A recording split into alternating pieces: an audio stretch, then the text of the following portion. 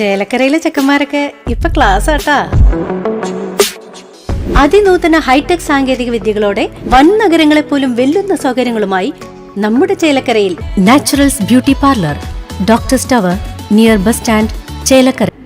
രണ്ടാം പൂവൽ കൃഷിക്ക് കനാൽ വെള്ളം തുറന്നുവിടണമെന്ന് ആവശ്യപ്പെട്ടുകൊണ്ട് കർഷക സംഘം കൊണ്ടാഴി നോർത്ത് മേഖലാ കമ്മിറ്റി ചീരക്കുഴി ഇറിഗേഷൻ എക്സിക്യൂട്ടീവ് എഞ്ചിനീയർക്ക് നിവേദനം സമർപ്പിച്ചു. ഈ ഡിപ്പാർട്ട്മെന്റും ഈ ഇറിഗേഷനും കൂടി ഉണ്ടായിട്ട് ആൾക്കാർക്ക് ഉപകാരപ്പെടാത്ത ഞങ്ങൾ വെള്ളം വിട്ടു. ആ വെള്ളം വിട്ടുകൊണ്ട് ജനങ്ങൾക്ക് പ്രയോജനമാണല്ലോ. പ്രയോജനമാണെങ്കിൽ വെള്ളം വിട്ടുകൊണ്ടായിരുന്നു ഇതിപ്പോ അല്ലേ. അപ്പൊ അങ്ങനെ വെള്ളം നിങ്ങൾ വിട്ടുവെച്ചാൽ വിട്ടു.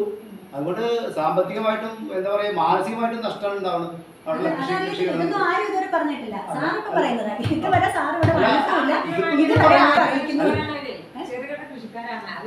രണ്ടാം പൂവൽ കൃഷിക്ക് കനാൽ വെള്ളം ലഭ്യമാക്കണമെന്ന് ആവശ്യപ്പെട്ട് കർഷക സംഘം കൊണ്ടാഴി നോർത്ത് മേഖലാ കമ്മിറ്റി ചീരക്കുഴി ഇറിഗേഷൻ എക്സിക്യൂട്ടീവ് എഞ്ചിനീയർക്ക് നിവേദനം സമർപ്പിച്ചു.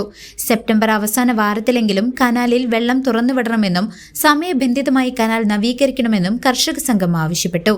കർഷക സംഘം മേഖലാ secretary Ambili Puzhayoram, president Subin, committee അംഗങ്ങളായ Sathyabhama, Premalatha, block panchayat vice president Prasanthi എന്നിവർ നിവേദന സമർപ്പണത്തിന് നേതൃത്വം നൽകി. കനാലിൽ വെള്ളം തുറന്നുവിടുന്നതിലൂടെ മേഖലയിലെ രണ്ടാം പൂവൽ കൃഷിക്ക് വലിയ സഹായകമാകുമെന്നാണ് കർഷകരുടെ പ്രതീക്ഷ.